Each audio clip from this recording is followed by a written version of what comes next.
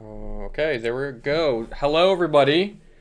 Today we're going to be playing a game called, I think you pronounce it Dagon, Dagon. I don't know how else would you pronounce it. I'm joined by the one and only Melting Autumn. Yippee! I mean, you might be able to pronounce it Dagon, but I'm not confident in either our ability to pronounce that word. I just know DLC? I know the game's highly rated, and yeah, it has 3 DLCs that you could buy.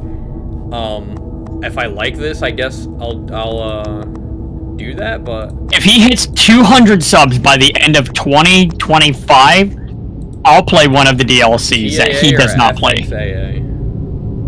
What's the difference? Triple annualizing or FXAA. Shadow's quality you could probably max out. I mean, this game can't be that hard to run. I'm not risking it. Real. Put these both at... I'll put them both at 35. A weird number. I do it based off how I'm hearing it. Autoplay. And I know controller vibrations. I'm not playing with controller, but... Turn this down a little tiny bit. I'm wasting a lot of time. Alright, let's jump into it. There's a Pool of Madness DLC. Dr. Emerson's Nocturne. He's recording a video if you want to be a part of that. Yes. What? He's recording a video if you want to be a part of that. Is it a game I can play? No. Oh. Anyway, I'm jumping into it. My friend joined the Discord call. Dagon is a faithful, interactive adaptation of HP Lovecraft's work, focused on story. Find difficult choices, action sequences, or inventory management here, and movement is limited to processing through locations along with the plot. I am writing. He said I was his friend. Mental since by tonight I shall be no more. So who's HP Lovecraft? The guy who made Cthulhu, Call of Cthulhu, the like Cthulhian entities. During the game, you will encounter interactive elements. Some of them will allow you to continue your journey. Others reveal interesting facts about the original short story, its historical background, and the author. Some of the trivia is hidden. In order to find these secrets, focus your eyes and look for the Elder's Sign. Oh, okay. Looks like a fucking pine tree. Looks like a Terraria razor pine. I can't move.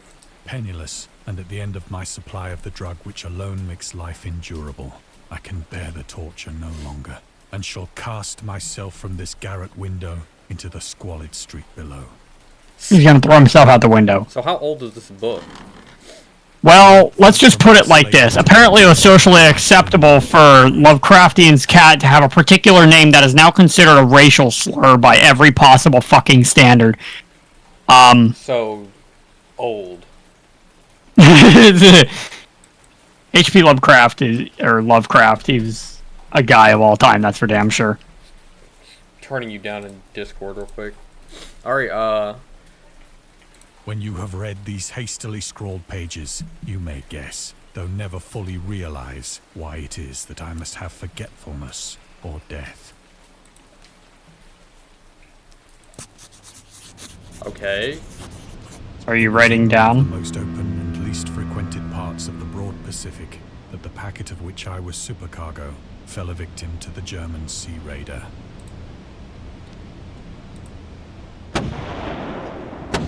Ooh.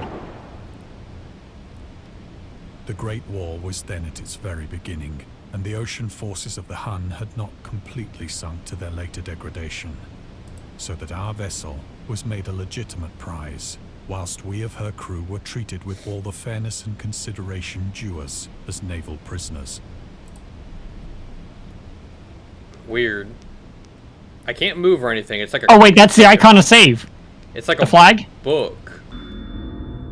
The Huns, the Seeker. Find the first piece of trivia. I'm not gonna be reading all this lore. Trivia? How is it trivia? Where's the trivia? It's just like apparently a fun fact. I don't know if these are like real or not. Well, During World War I, the British used read it. Hun as a synonym for Germans in order to emphasize their brutality. However, the term originated when the German Emperor Wilhelm II gave a speech to his troops July 7th of or 27th of July on 1900, before they embarked to China. Don't you like old school timey stuff? I do. That's Or- why I want to know if that's real or not. You turn off the spelling trivia, you find the feature distracts you from the story. I'll leave it. I'll click on them. People read them. I don't know if there's a true or not, but I'm not very World War One. I mean, it's based off a Betting. book. Is the book based off true stories? That 5 days after This is based off. No, it's based off of a guy who made alone, false It was- stories. So he made shit up. provisions He was. for a good length of time. You know who Cthulhu is, right? Yes. Like the Squid Man from the water. Yeah, Lovecraft is the guy who made that. And unless that's real, which I seriously doubt. Well, that was one book. Maybe one of the books When I is true finally stories. He's found made other myself things, adrift but- and free, I had but little idea of my surroundings. Never a competent navigator, I could only guess vaguely by the sun and stars that I was somewhat south of the equator. Sea of Thieves. Of the longitude, I knew nothing, and no island or coastline was in sight.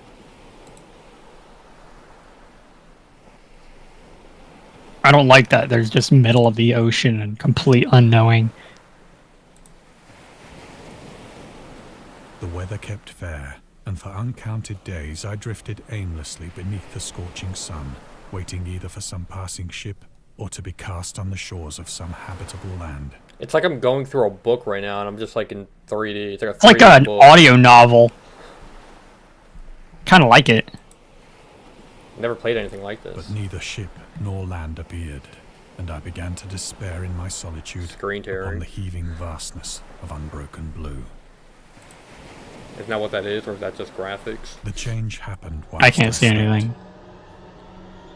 Its details I shall never know, for my slumber, though troubled and dream-infested, was continuous.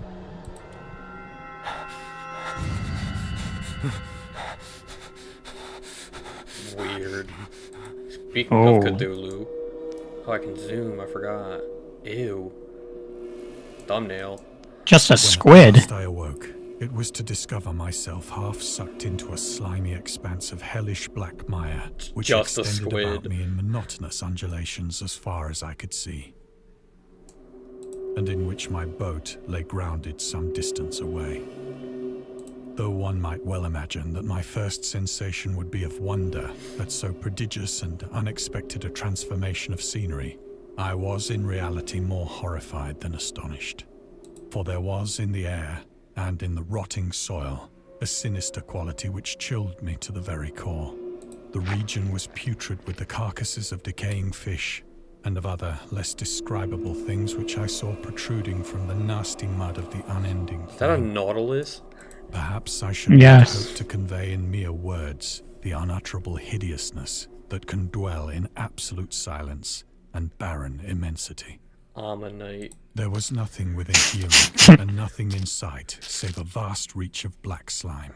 Yet the very completeness of the Entacruel. stillness and the homogeneity of the landscape oppressed me with a nauseating fear. The sun was blazing down from a sky which seemed to me almost black in its cloudless cruelty, as though reflecting the inky marsh beneath my feet.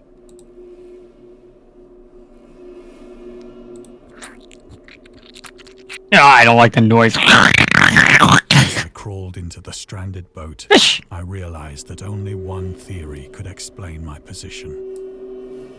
Through some unprecedented volcanic upheaval, a portion of the ocean floor must have been thrown to the surface, exposing regions for which innumerable millions of years had lain hidden under unfathomable watery depths. That's a giant flounder. Imsh. So great was the extent of the new land which had risen beneath me that I could not detect the faintest noise of the surging ocean, straining my ears as I might. Nor were there any seafowl to prey upon the dead things. Okay. Fish. For several hours I sat thinking or brooding in the boat, which lay upon its side and afforded a slight shade as the sun moved across the heavens. As the day progressed, the ground lost some of its stickiness and seemed likely to dry sufficiently for traveling purposes in a short time. That night I slept but little, and the next day I made for myself a pack containing food and water, preparatory to an overland journey in search of the vanished sea and possible rescue.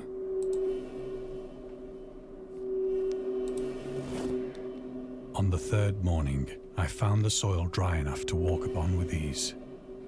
The odor of the fish was maddening, but I was too much concerned with graver things to mind so slight an evil, and set out boldly for an unknown goal.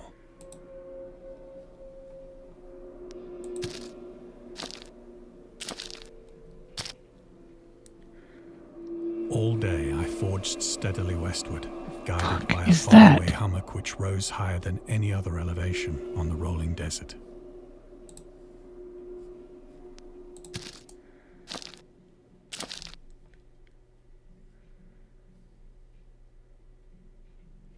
I don't like where you're standing.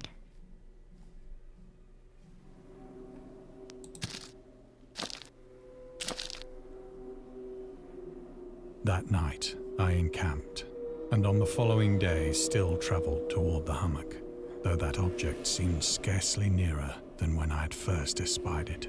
Terramorphous got absolutely shredded by Zero. Turned his ass into calamari.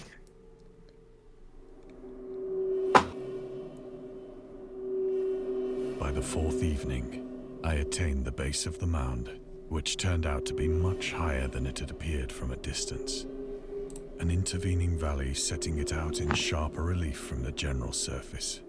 Too weary to ascend, I slept in the shadow of the hill. I know not why my dreams were so wild that night. Is this not a The dream? waning and fantastically gibbous moon had risen far above the eastern plain. I was awake in a cold perspiration, determined to sleep no more. Such visions as I had experienced were too much for me to endure again, and in the glow of the moon I saw how unwise I had been to travel by day. Without the glare of the parching sun, my journey would have cost me less energy. Indeed, I now felt quite able to perform the ascent which had deterred me at sunset. Picking up my pack, I started for the crest of the eminence.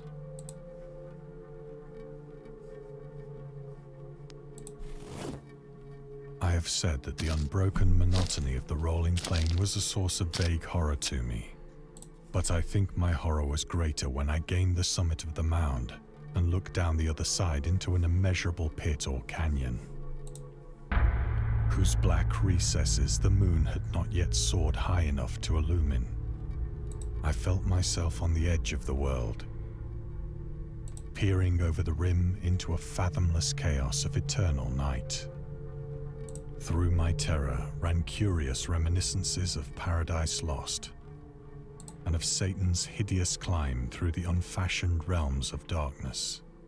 As the moon climbed higher in the sky, I began to see that the slopes of the valley were not quite so perpendicular as I had imagined. Ledges and outcroppings of rock afforded fairly easy footholds for a descent. Whilst after a drop of only a few hundred feet, the declivity became very gradual. We must climb.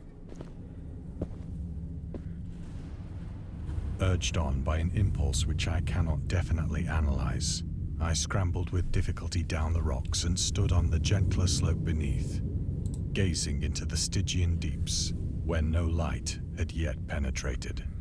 All at once, my attention was captured by a vast and singular object on the opposite slope, which rose steeply about 100 yards ahead of me.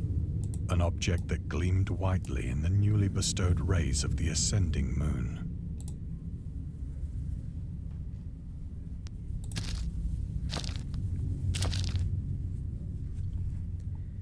That it was merely a gigantic piece of stone, I soon assured myself.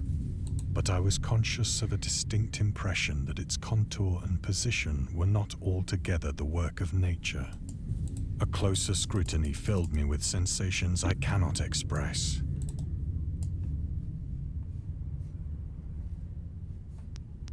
For despite its enormous magnitude, and its position in an abyss which had yawned at the bottom of the sea since the world was young, I perceived beyond a doubt that the strange object was a well-shaped monolith, whose massive bulk had known the workmanship and perhaps the worship of living and thinking creatures. Dazed and frightened, yet not without a certain thrill of the scientist's or archaeologist's delight, I examined my surroundings more closely.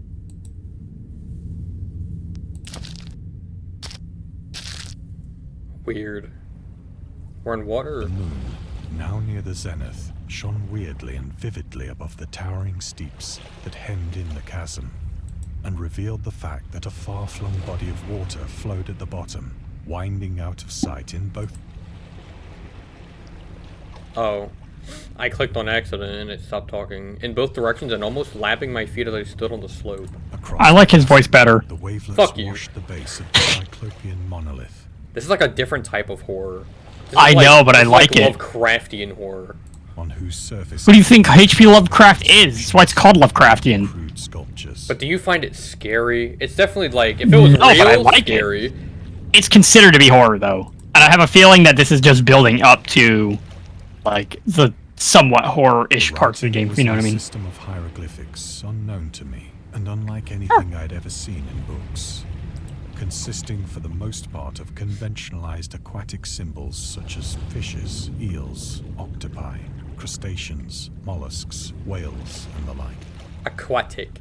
Several Aquatic. characters obviously represented marine things which are unknown to the modern world, but whose decomposing forms I had observed on the ocean-risen plain.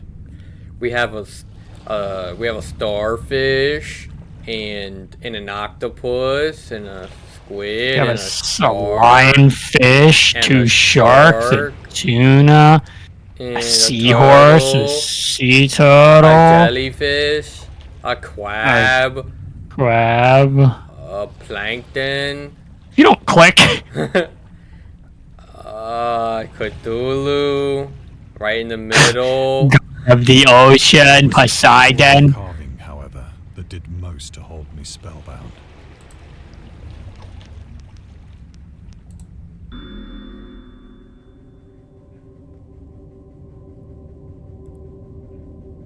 Cthulhu mythos. Plainly visible across the intervening water on account of their enormous size were an array of bas-reliefs whose subjects would have excited the envy of a Doré. You say that you like his voice more, but in reality, I'm just altering my voice, and I'm really good at monologuing.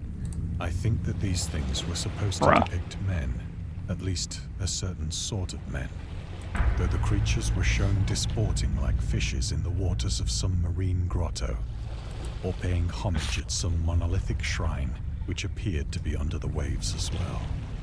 Of their faces and forms I dare not speak in detail, for the mere remembrance makes me grow faint, grotesque beyond the imagination of a Poe or a Bulwer. They were damnably human in general outline, despite webbed hands and feet, shockingly wide and flabby lips, glassy, bulging eyes, and other features less pleasant to recall. Curiously enough, they seem to have been chiseled badly out of proportion with their scenic background. For one of the creatures was shown in the act of killing a whale, represented as but little larger than himself. I remarked, as I say, their grotesqueness and strange size. We got a humpback whale, and Vecna from Stranger Things, and... That's pretty good. It's pretty good. Decided that they were merely the imaginary gods of some primitive fishing or seafaring tribe. Some tribe whose last descendant had perished eras before the first ancestor of the Piltdown or Neanderthal man was born. Awestruck at this unexpected glimpse into a past beyond the conception of the most daring anthropologist, I stood musing whilst the moon cast queer reflections on the silent channel before me. Queer? Then, suddenly, I saw it. With only a slight churning to mark its rise to the surface, the thing slid into view above the dark waters. Vast, Polyphemus-like and loathsome, It darted like a stupendous monster of nightmares to the monolith, about which it flung its gigantic scaly arms, the while it bowed its hideous head and gave vent to certain measured sounds.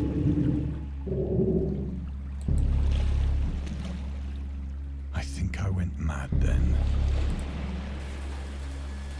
Of my frantic ascent of the sloping cliff and of my delirious journey back to the stranded boat, I remember little.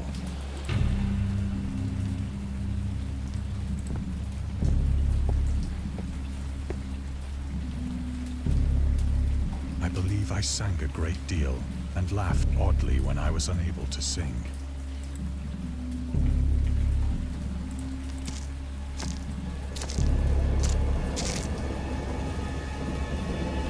I have indistinct recollections of a great storm sometime after I reached the boat.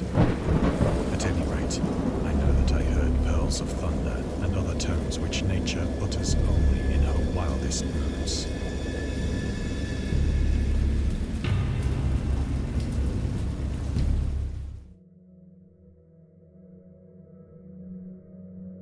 When I came out of the shadows, I was in a San Francisco hospital, brought thither by the captain of the American ship which had picked up my boat in mid-ocean.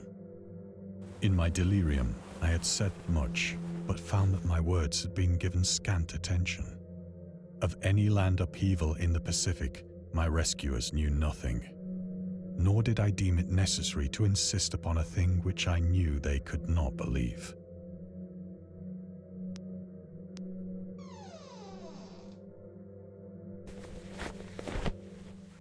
Once I sought out a celebrated ethnologist and amused him with peculiar questions regarding the ancient Philistine legend of Dagon, the fish god.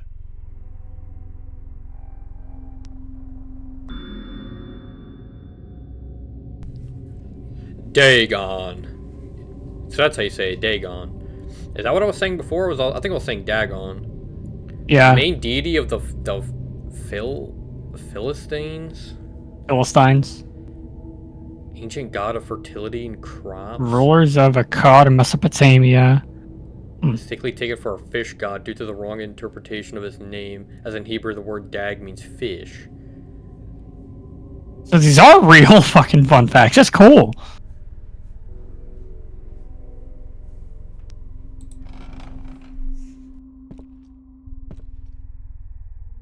But soon perceiving that he was hopelessly conventional, I did not press my inquiries.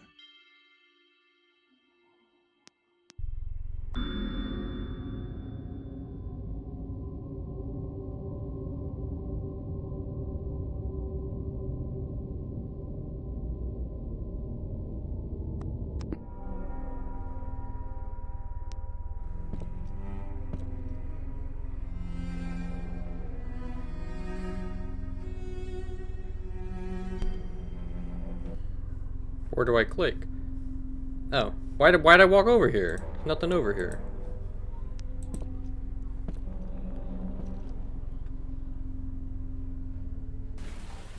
It is at night, especially when the moon is gibbous and waning, that I see the thing.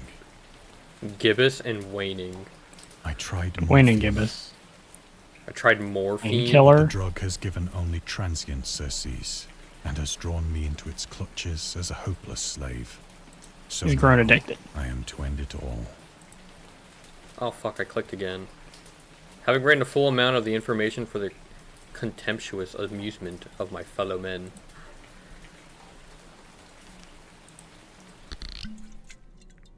Often, I ask myself if it could not all have been a pure phantasm, a mere freak of fever, as I lay sun-stricken and raving in the open boat after my escape from the German man-of-war.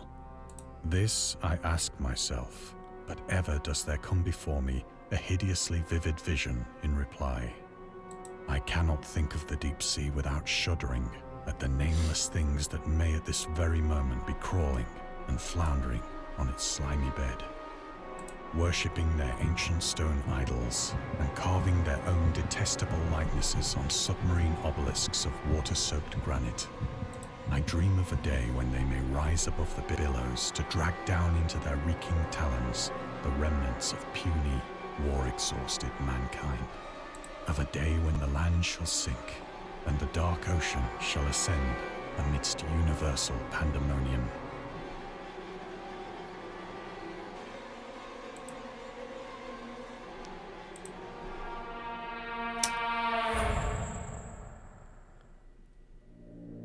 The end is near. I hear a noise at the door, as of some immense slippery body lumbering against it. It shall not find me. The door is breathing.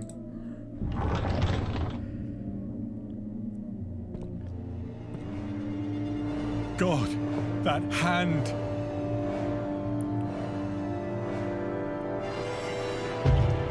The window! The window!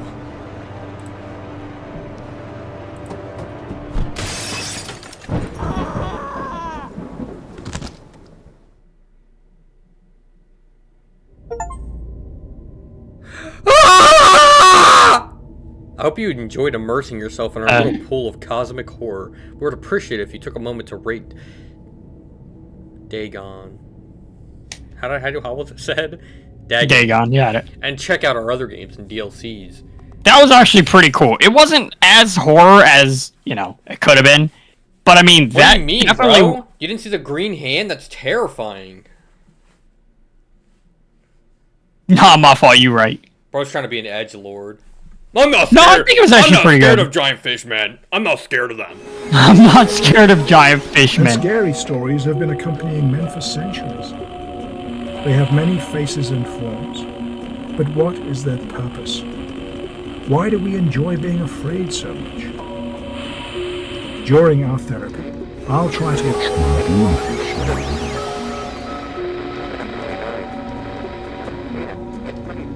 All the colors of dread. What the fuck does that even mean? What, like, red?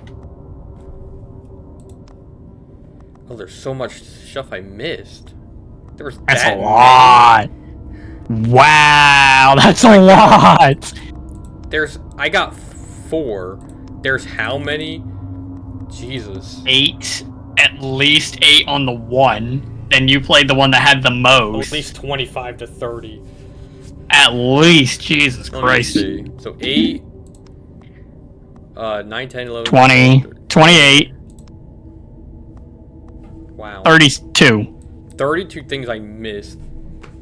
That was a good game, though. Different type of game. Or 36, sorry. But I can't say I didn't enjoy it. But it's not really a game. It's more just like you're going through a book. It was like an interactive audio novel. But people love it because it has 10 out of 10 star reviews on Steam, and it has 12,000 reviews. And it has 10 out of 10. Shit. So I think it was pretty good. Everybody loves it. There's not a single bad review on it, and I can only assume that 3 DLCs are better, but I don't know if me personally, I'm gonna go play the DLCs, because it's not really a game. More or less, if you're a fan of this, if it is a book, just go read the books. No, this is a fan-made rendition on a similar style of Lovecraft. But it's based off a book by the guy. It's based off of his style, so it's all of his books and like his particular version of his work. They just kind of made a more or less a point-click adventure. I don't even want to call it horror, but it literally fits into no other category. It's literally horror. It's not the horror that me and you play. It's not like Phasmophobia or Five Nights at Freddy's. It is horror, that's for sure, but like, I guess cosmic horror would be the best word for it. I mean, obviously, it's exactly what it is, but it's like... it's more even kind of real-life horror, because you know a lot of people are scared of the ocean and stuff. I am. Fuck that. Like, Thalassophobia is a real thing. That's kind of what this whole thing is about, is that there's things in the ocean that we don't even know of. That's kind of what I'm taking from it. Yeah, that's sick. But that's gonna do it for Dagon. Interesting to say the least. See you guys tomorrow in the next video. Peace out.